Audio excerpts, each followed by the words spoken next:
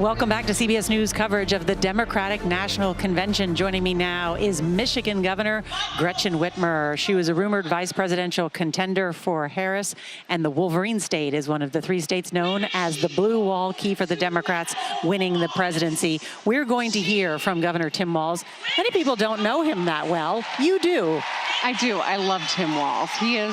He's just a really good human being who works hard, delivers for people, understands the real lived experience most Americans are going through, and I think he's just such an asset to the ticket.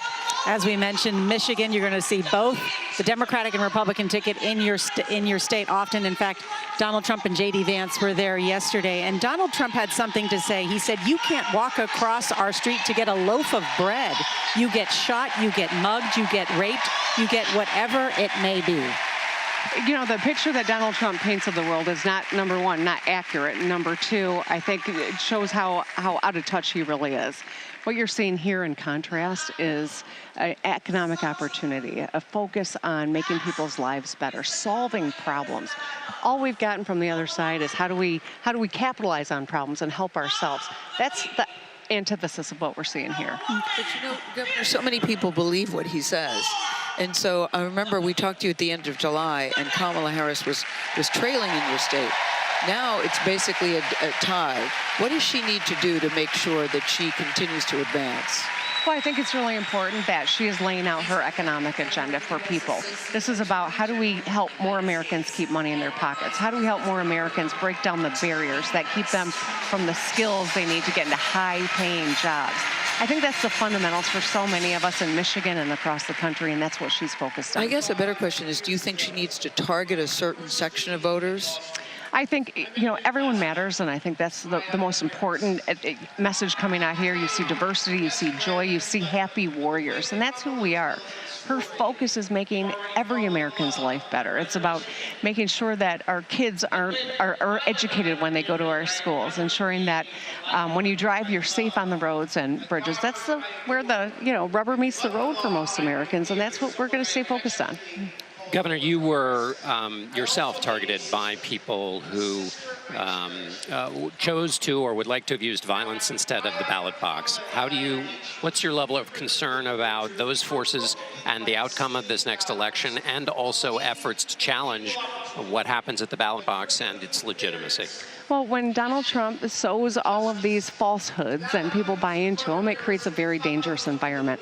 I've seen it firsthand when I was his target and the plots against me and all the hate that I've gotten, and yet I know you can't back down to a bully. He is, I think, already trying to lay the groundwork to question the outcome of the upcoming election in the event he doesn't win. I don't think he's going to win, and he's trying to make sure that he has a case to be made after that to try to hold on to or gain some power. We're building out easier for people to vote, making sure that it's safe, making sure people are held accountable if you threaten an election worker in Michigan.